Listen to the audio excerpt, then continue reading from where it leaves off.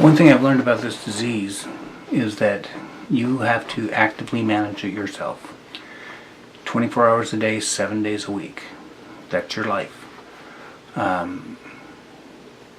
Your doctors only see you for maybe 20 minutes to an hour at best. They don't know what you're going through.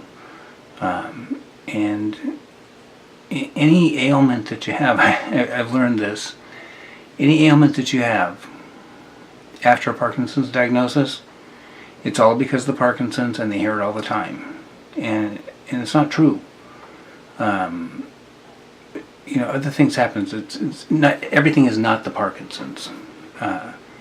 And when you get into that mindset where all you're thinking about is how Parkinson's is destroying your life, you're going to end up letting it destroy your life. You have to be positive. You have to, you got to get up and get out of bed in the morning. And you have to do the things you need to do. Laying around does not help. You can rest all you want. It doesn't change what's going on with your body.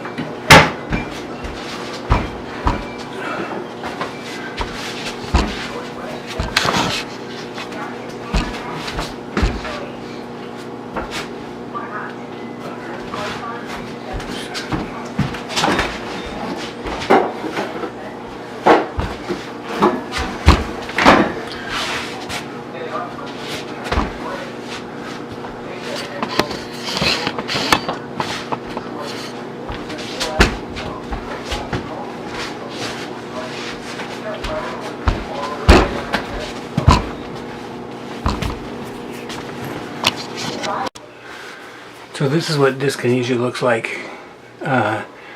This isn't bad. This is about half as bad as it can normally get.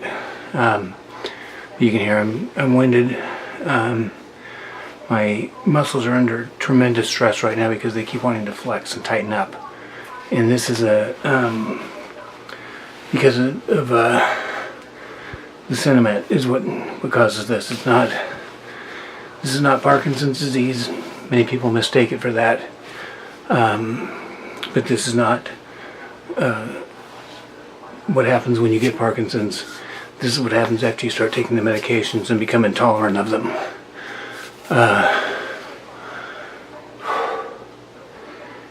You have to try and relax. You can focus on something that will help. You can, of course, take your other medications. But that is just a roller coaster that snowballs on you. The best thing to do sometimes when this happens is to just lay back and relax. For some reason, when I lay flat on my back, the dyskinesias won't affect me. But if I even roll on my side, I'll go right back to this, and this is really painful. It's picture yourself flexing your muscles as hard as you can for the entire day. And that's what this feels like. And you're exhausted when you get done.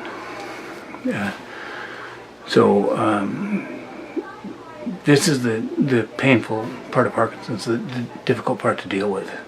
This could go on for hours. If I eat something, I could probably cut it down to an hour and a half. If I take extra medication, which I limit myself on the number of pills I take per day, I can calm it down. If I had to go someplace, I could take some piperidine and maybe some amantadine to calm it down. The biparidine is really what would calm it down, though.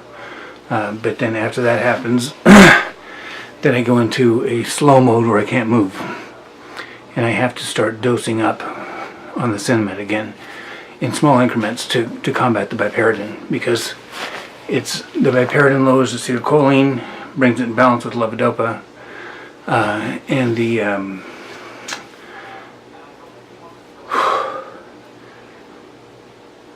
amantadine kind of controls the glutamate levels. Now this, when you look at this type of movements, very tense through the neck, pinched, muscles pinching, chorea, some dystonia, that is acetylcholine. And that's important to understand. You need to know what drug to take for what symptom. So you have to be very careful with what you're taking, because I could take, 2 or 3 amantadine right now, it would do nothing for this. I can take a half of biparidine, which is 1 milligram, and this will go away in about 45 minutes. So understanding your medications is critical. So this is about 45 minutes later after some food and a little bit of walking around. But I'm also on the verge at the same time of wearing off the levodopa and going to a freezing mode. So this is when I talk about the balance. What you saw a little bit ago was me going through wearing off dyskinesias. So it's a common trend. So when that happens, you have to carefully dose back up on it. And once the dyskinesias start again on the updose, then you have to add either an anticholinergic or amantadine to try and calm it down. This is the daily thing that you go through with Parkinson's, and it's a lot of work.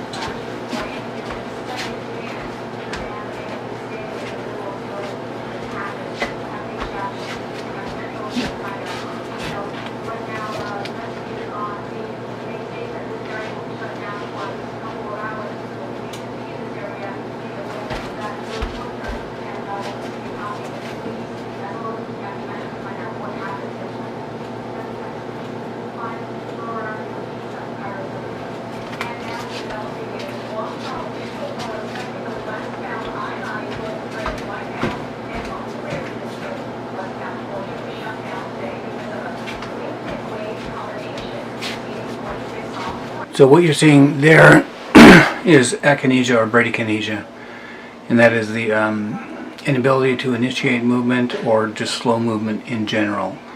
And that happens as the levodopa wears off. Sometimes it happens in mid-dose. It can vary. That's the frustrating part. I mean, now I go to move my hands. I can do certain things, but I get to a point to where when this hand starts getting this type of grip to it, that's when I'm moving slow.